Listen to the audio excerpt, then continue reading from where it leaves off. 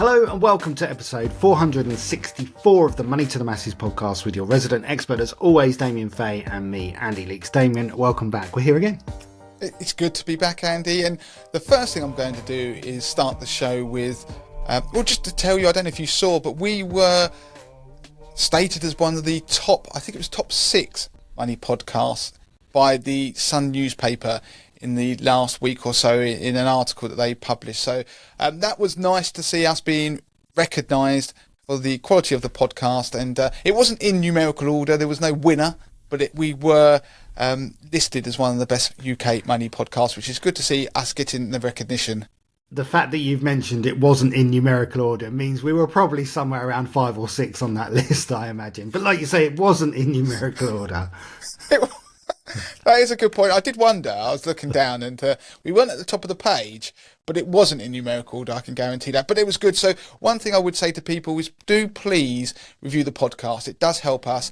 Also, there is, don't forget, a video version of this podcast. You can see me and Andy do this on YouTube. There'll be things that we will probably end up showing you on screen that won't work, obviously, on a podcast. And so do go across there. There are links in the notes of the show, also links to our socials, so please do go across and follow us on all our socials. Do interact. For those people who keep dropping comments for the algorithm on YouTube, it is greatly appreciated. And of course, I don't know if people realise, but the person who is running the socials is me. So if you see something go out, it's because I would have pushed it out more than likely. And if somebody replies to a comment, then that's almost inevitably me too. So it is a direct way that you can have a conversation with me, which is via our socials. TikTok, Instagram and YouTube are my main focuses. There's slightly different stuff going on each one. So I'm toying with what works on each channel, the sort of things that the audiences on each channel likes. So do follow us on all of them. You will see things that won't appear on other channels. So I'm really pushing the social side of things. So do please go across there, follow us and interact with everything that we produce on those channels. Okay, so let's get on with this week's show. What have we got coming up? So there are 3 pieces as usual. The first piece I'm going to be doing is in reference to private medical care, so paying to go privately. Now, it's a big topic. We have got an election. The NHS is always a hot topic when it comes to election time. But what I want to talk about, there's so many people now that I know, and increasingly so in the UK, who are opting to pay to go privately and get treatment because the NHS waiting times are so long. So what we want to do is do a piece on the show that covers how that works and the costs associated and how you can pay. So we're not just focused on healthcare products, so like health insurance. We are also thinking about people who want to pay and why you might do that, because I think there are some common misconceptions about how paying for private medical care works and how that integrates with the NHS. I then want to do a piece on investing. It's not exclusively to do with investing, but it's about risk. So if you are somebody who might be investing or somebody might be building an emergency fund, this is something that you will want to listen to. And the final piece on the podcast, Andy is going to do, and we're going to be revisiting energy. That's right, Andy. Yeah, that's right. We're going to be looking at energy again. We're fast approaching the 1st of July, which is another key date for energy prices. The energy price cap is due to come down again. And we're approaching now what is essentially a sweet spot in terms of energy prices. So we're going to be looking at whether now truly is the right time to consider fixing your energy deal and what sort of deals we expect to be coming up in the coming months, and also what to look out for if you are thinking about fixing. Yeah, and on that point, it is a topic we've touched upon recently, but there is a shift from where before we were looking at that this is something you might want to be considering when it comes to fixing. We've really started to move into the realm where I think this is going to be arriving on people's to-do list in the next couple of months to maybe actually fix their energy bill. So that's why we're covering that. So Andy, we're going to kick off straight away with the private medical piece. Now, as I said, this is something that is incredibly topical at the moment. We've got an election coming up and there's always talk and complaint and questions to the relevant parties about how they will deal with the NHS, whether it's funding or waiting times. Now, we all probably are aware that the NHS waiting times have been getting worse, and there are lots of people who have been waiting for a long time to have treatment or even just to get a diagnostic appointment. Now, I'm going to just point out my own case. I had to have went to an appointment recently, and I waited 18 months for that appointment, and that was just an initial diagnostic appointment. So that was something that was non-urgent, and of course you're having to wait excessively long periods of time. Now, just to give some data, so I know we are aware of the problem, but I'm not sure some people realise that the problem is actually getting worse. So at the moment, according to the latest referral to treatment figures, now these are as of April 2024, the waiting list stood at 7.57 million cases in the NHS, and that consists of roughly about 6.3 million individuals waiting for treatment, and around 3.16 million of these patients have been waiting over 18 weeks. Now, over 300,000 of these patients have been waiting for over a year for treatment, and if you're looking at the median waiting time for treatment, it's nearly 14 weeks, which is actually double the pre-COVID median, which was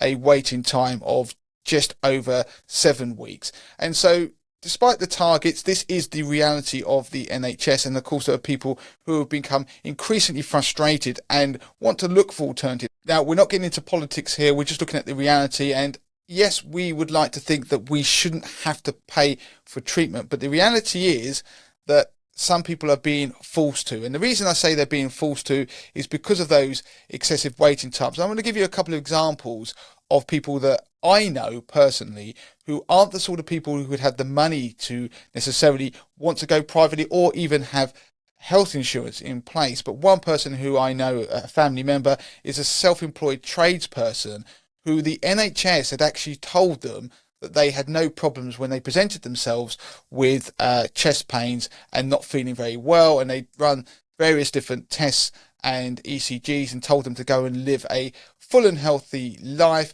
Well, they were unhappy, and they actually opted themselves to pay to go privately and get a second opinion. And as it turned out, after spending nearly £7,000, they ended up having to have a pacemaker fitted, which ultimately saved their life, and they are now on the road to the recovery. Now, ultimately, that person had probably not only saved their own life, but was able to return to work fully. As I said, they were self-employed as a result of going privately. Now, yes, we can argue it shouldn't be like that, but this is the harsh reality. Other people that we know have ended up using private care or private consultation for menopause treatment to actually be diagnosed as going through the menopause because they were struggling to get their needs met by the NHS and their own GP. I can say, well, I say hold my hands up. You'll see me if you're watching the video. I've got a scar running down one of my hands where I actually had an operation about 6 months ago privately because of an injury that I had that I couldn't get treated on the NHS without having to wait for years. And the real issue is that the condition might not be life-threatening, but it can be life-limiting. So this is what we're really talking about. So that chronic pain that I was suffering because of the problem that I had has now been rectified. And of course, many people have used the GP consultations that you can get through insurances or have actually paid to do it themselves because they can't get GP appointments. So we'd all prefer to use the NHS, but this is the harsh reality. And I know a lot of listeners out there are probably wondering whether they can go privately, but also how much does it really cost? Now, if you want to access private healthcare, then there are two ways in which you do it. You can either use insurance if you've got health insurance in place, and the alternative is you can self-pay. So you actually pay for it yourself, self-fund. Either way, you will obviously need a referral from a GP. So that would be your GP on the NHS. Obviously, there are people who are struggling to get an appointment, so you could pay for a private GP appointment. Now, on that, if you have a life insurance policy or you have a health insurance policy, it's likely that you will have GP appointments that are included privately on that. So that could be something that could be a teledoc service, for example, so you could do a video call. Now, if you have a policy that's at work, so it could be a group health insurance or life insurance policy, you'll probably also have that benefit. So after your GP referral, then you will be told how long you're likely to be looking at in terms of waiting time for the next stage of the process, whether that be diagnostics or treatment. So if after that period the wait time is long. And let's be honest, if your issue is non-life threatening, then the chances are you are going to be looking at a lengthy wait time. Then you may want to look to go privately to have things like a scan or a consultant appointment. What people might not realise is that you can pay to do that privately yourself, so you self-fund, and then once you've had that part done, you could go back to the NHS for further investigations or treatment. And the reality is that the person that you would have been waiting for on the NHS to see is very likely to be the person that you see when you go privately, probably the very next week. And I know that has happened to people within my own family who've actually been forced to go down the private route to get treatment. Now, obviously, if you have a health insurance policy, then you would probably continue to go down the private route for the rest of your treatment. But just to give people some ballpark figures of what they're looking at in terms of cost, then an MRI scan would cost you somewhere in the region of £200 to £500. A CT scan, you're looking at £400 to £800. A PET scan is £1,200 and upwards. Now, if you're looking at some sort of treatment cost, then cataract surgery is about £2,000 to £3,000. If you're looking at things that are like chemotherapy, then you could be looking at £30,000 for a single round. Hip replacements are £12,000, knee replacements are £14,000, and hernia repair is £2,000 to £4,000. So that's giving you some ballpark figures. Now, people listening to this might be thinking, well, I'm not going to pay £12,000 for a hip replacement. But just to give you the other side of the coin, there are people out there who may be thinking that their parent who is elderly might need something like a knee replacement or hip replacement and is going to have to wait an excessively long period of time on the NHS to receive that, if indeed they ever do. They may actually club together as a family in terms of siblings to fund that privately. Now, I've heard of people who have done that because they become frustrated because it becomes a quality of life issue. So if the elderly parent has a poor quality of life, they might think they don't want to pay for it privately, but they might end up just doing it to give them a better quality life in their later years. So the point is that if you want to try and get some treatment, maybe diagnostics, and then go back to the NHS for further treatment, which obviously reduces the cost, you could do that. You could go down the self-funding route, and obviously there's the insurance route. Now, the stats show the number of people going privately in the UK has increased 15% across the UK since 2019 to 2023. Now, insured admissions, so people using health insurance to pay for it, was up 7%. But the people actually self-paying, that was up 39%. So that has actually been driving the increase in private admissions across the UK. Okay, so this is all quite interesting. Obviously, there's going to be a certain amount of people who are never going to be willing to pay, and I understand that, and a certain amount of people who aren't able to pay, and so it is never going to be an option for them. We know there's going to be people who have savings to pay for this, but there is also going to be a lot of people that are thinking that this is something they might want to do, but they haven't necessarily got all the money up front. What are the payment options? Are there options for people who don't necessarily have all of the money ready in savings? So there is the option, of course, like you say, if you don't have it in savings and if it's a relatively small amount, they may end up using a credit card, for example. But private hospitals do offer credit through a credit broker. So you can get credit via them, and also some of them do allow you to spread payments over time.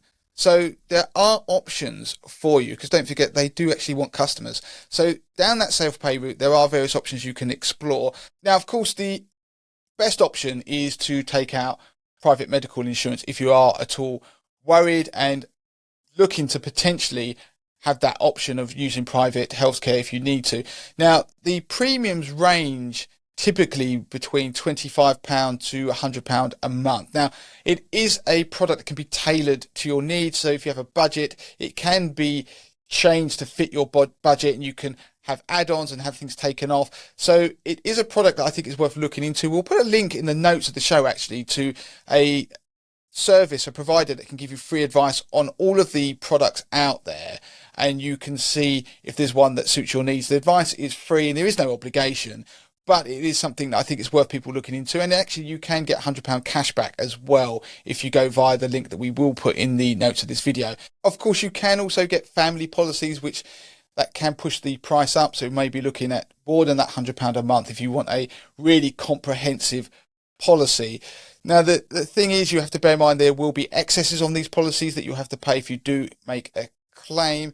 And the other thing is there are different styles of it. So there are ones that are fully underwritten, which looks at your full medical history, or which is typical, you'll have one that has a moratorium, which means that if you have made no claim in the first 2 years of the policy and you have no issues, then everything will be covered. So if you do make a subsequent claim, they aren't going to reject it to say you didn't disclose anything. So that is one of the benefits of medical insurance, and it is every year it's renewed. So therefore you have to go through a period where you get a new premium for the following year.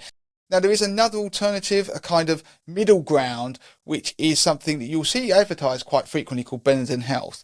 And that is a policy that really is a lot cheaper. It's about £15 a month. But the way that works, it's almost a policy that could be used and come in useful if the NHS lets you down. So if the waiting time is excessive, then you may be able to make a claim on the Benetton Health policy, and it won't cover you for things like cancer either. So it's a very limited policy, but it is an alternative if you want something that's a bit of a middle ground between self-funding and having to save some money up and taking out a fully comprehensive health insurance policy. So I think that gives you a bit of a whistle-stop tour of the whole private medical insurance, how you go about doing it. Because I know a lot of people don't actually know how you could go and get private healthcare in a self-funded way. But the other thing I would point out, that benefit of if you do go down the insurance route, is that the insurer will drive things forward for you. So they will actually provide lists of hospitals, consultants that you can choose from, and the next stage, and it's very much handheld without you having to do all the research yourself.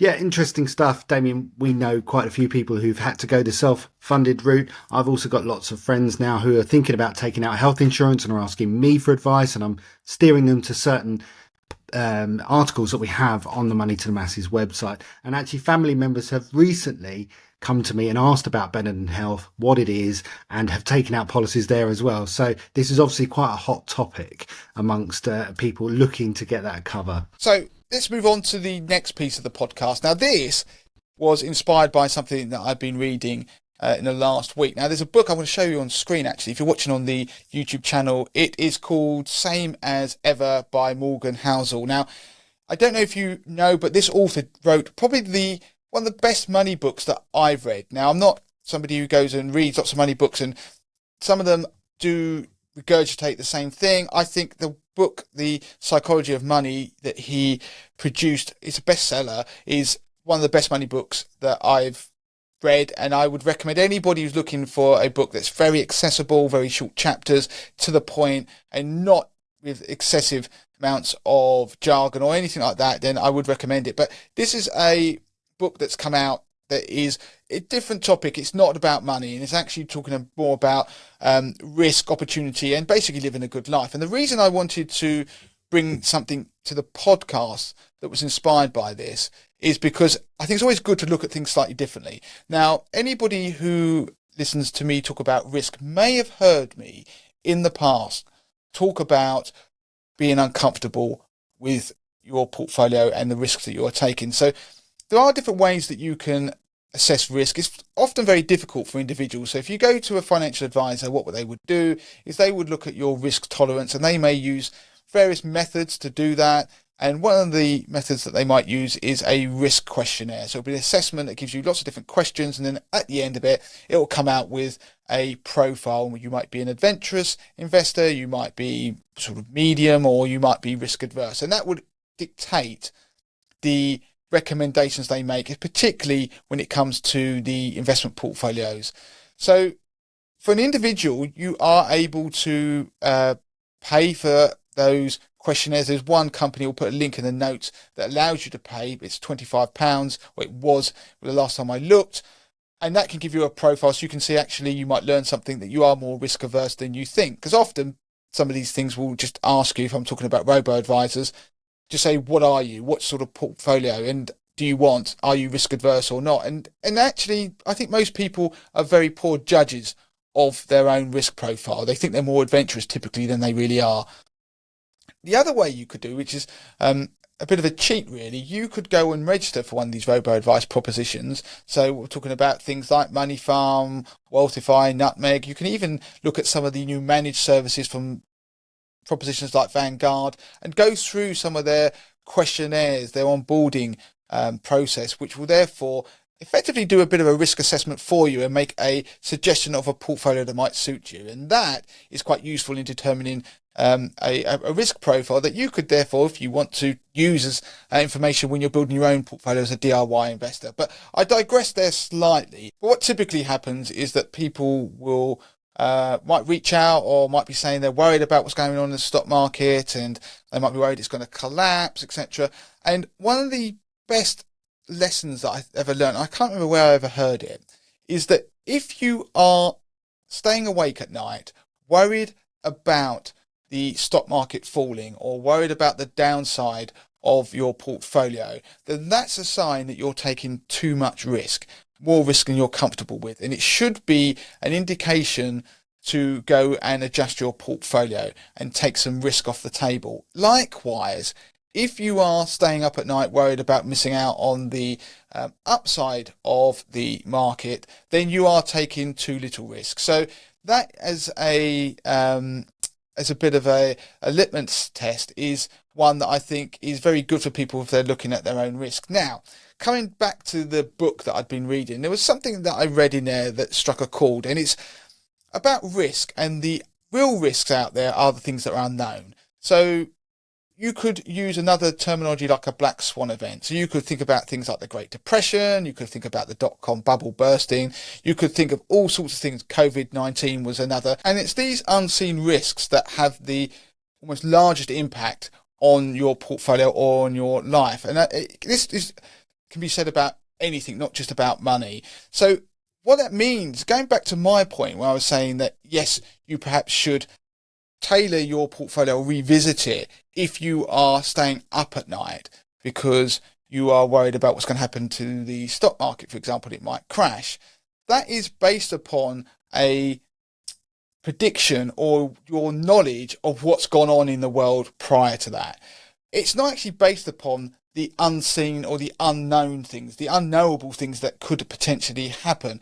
And so the statement that Morgan Housel says, which is almost like a step on from what I often say to people, is that perhaps what you should do is, in that instance, take less risk than you are actually comfortable with. Or if you put it into an emergency saving element, so if you've got a emergency fund, maybe you should have a little bit more money in that fund than you are naturally comfortable with. Because if you were naturally comfortable with it, then that's because it's based upon your perception of what the risks are. And it's those ones that you're not perceiving and you can't possibly know, that therefore you're not mitigating. Then perhaps by having a little bit more money in your emergency fund than you were comfortable with, then you are perhaps prepared for those unknown risks, or more prepared. And what's interesting, if you remember, for long-time listeners who listen to this podcast, they might remember that after the pandemic, there was a change in the sort of the perceived wisdom of having 6 months or up to 6 months of your salary or expenses in your emergency fund. And there was a thought process, one that I was an advocate of, that you should perhaps try to move now more towards 12 months. And that really is the manifestation of what I'm trying to say, that Morgan Housel is talking about here, is that having 12 months actually would have prepared you for the pandemic. It was the unknowable thing that we'd never seen before, this global pandemic that shut down the whole world.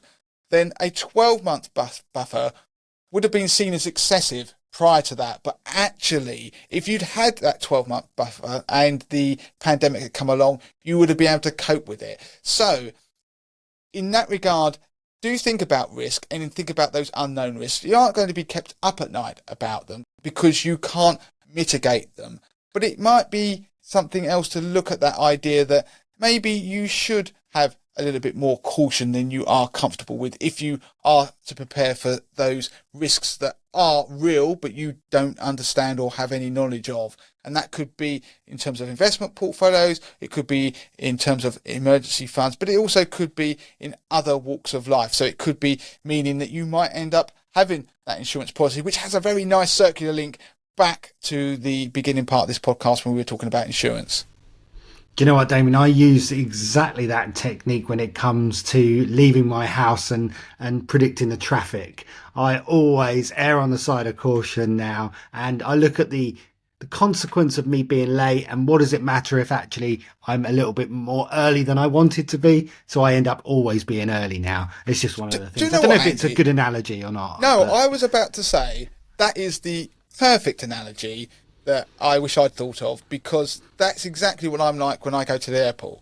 So this is that I'm always planning for the unknown, and I'm sitting there thinking, well, what if this could happen? So I end up leaving ridiculously early, and I end up getting there way too early. And my wife's the opposite. She's like, why are we getting there so early? And it's that idea that if you almost prepare for the worst, but it's things you can't possibly know and may have never happened before. And so I think it's a nice reminder about risk as well. Not people don't get kept up at night about it, but actually realise that you cannot prepare for all eventualities based upon the knowledge that you have and any recommendations that exist, and what time you, like when you're reading the taxi companies up, that, using your analogy, Andy, I almost get in the cold sweats when they sit there and go, oh, we'll come pick you up 40 minutes before you've got to be there. And I'm sitting there thinking, this is me, I'll be leaving like 2 hours before, but these guys are pros. They're telling me we only need like 40 minutes. I'm thinking, yeah, that's assuming there's not some sort of crash on the M25. So you know what you need to do? You need to give them fake flight details and find out a flight that's leaving 2 hours before your one and tell them you're on that one. And then you'll be okay.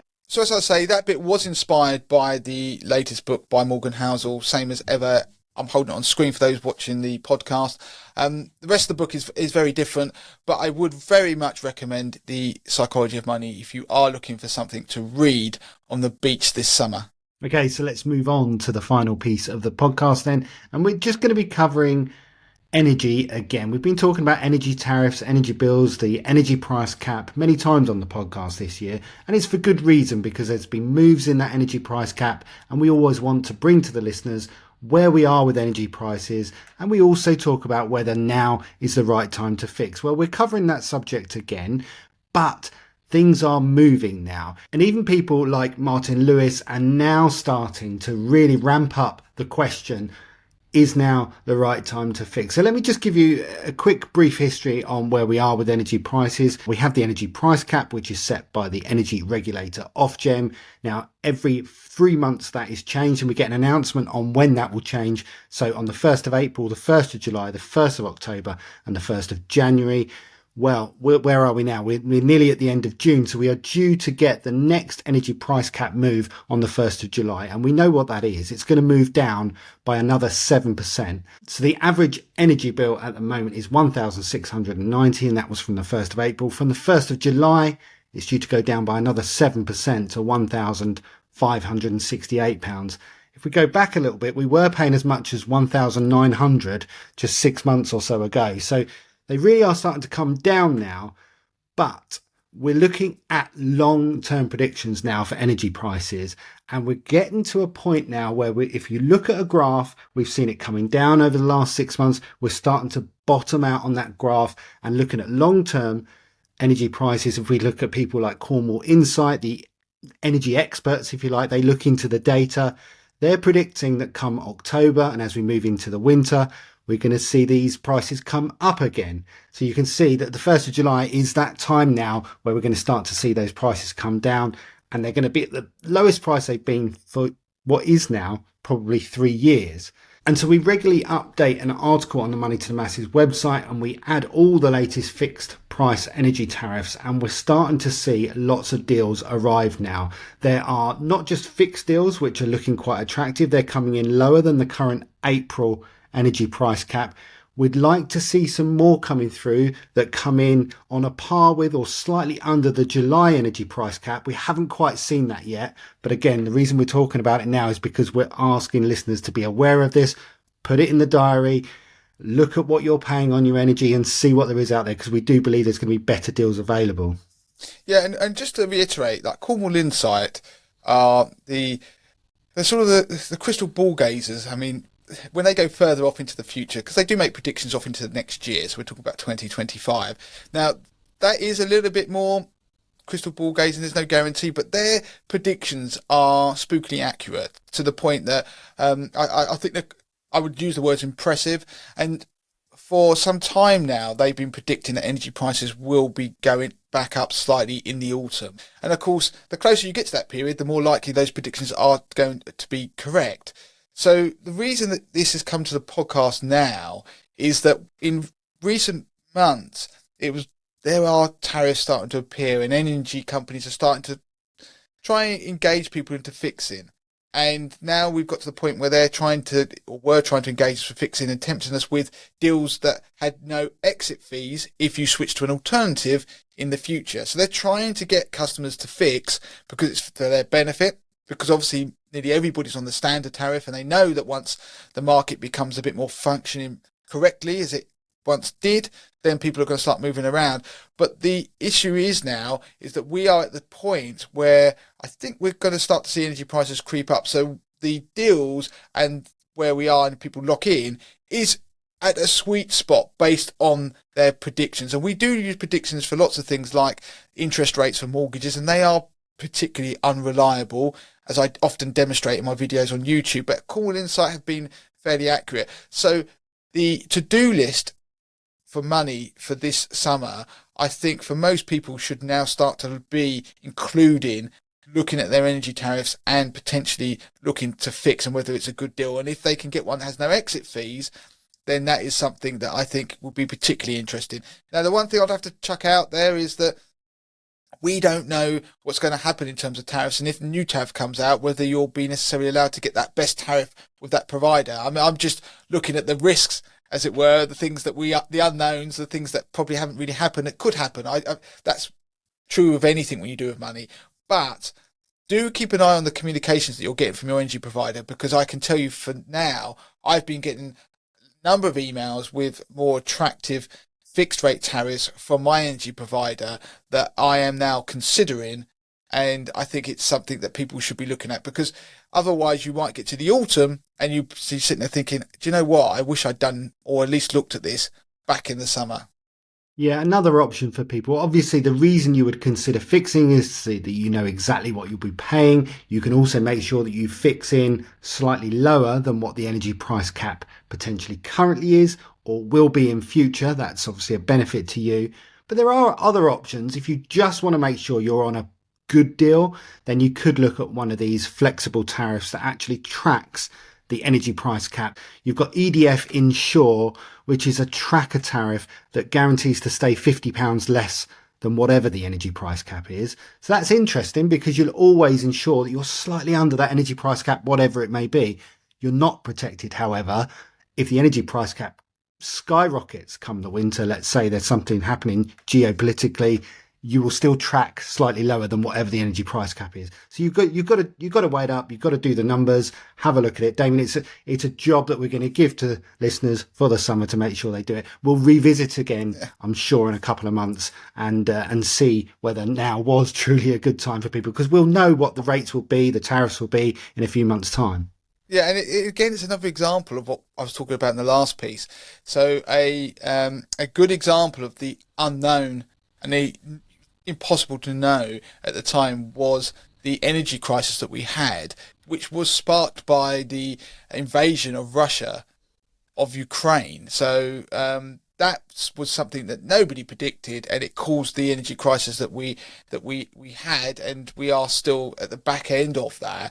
And of course, this is a way that you could end up locking into a deal that might end up being marginally more, but than you might want to pay, or you were hoping to. But it's that unknowns that you're trying to potentially protect against. So it's a kind of another example of what I was talking about at the back end of that last piece. So, Andy, I think that is everything for this week on the podcast. I would say to people, please do go and look at the YouTube show. Do like and comment on it, because we're trying to drive up the views that we have on there, and we are going to be doing some interesting things in the coming weeks with regard to the YouTube show. That's going to be probably slightly different to the version that we're going to put out. I'll tell you more about that in the future, but also subscribe to those channels and engage with everything that we put out there, because it's a great way of supporting the show.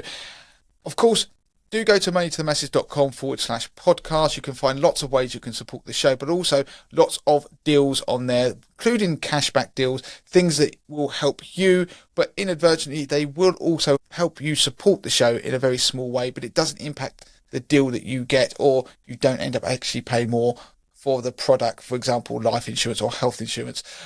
As ever, leave a review, Andy. Have I forgotten anything? I thought I did a pretty good job of... The only thing you've forgotten potentially is the Facebook group, where like-minded people can come together and ask each other questions, potentially stuff that we haven't covered on the podcast. We always check the group to see if there's anything we can do on the podcast. So that is facebook.com/groups/money to the masses. And the final thing, Andy, and if you are waiting for Money to the Masses mug, then you should be receiving that imminently, because we've just sent out the last batch. Now, I know there are one or two people who've been waiting quite a few months for the backlog to be cleared, and I can say that the backlog should have been cleared now, so you could be waiting by your front door for the postman to drop your Money to the Masses mug outside. And if you do get one, please do send a picture in to our socials, because we do love seeing people's mugs in use.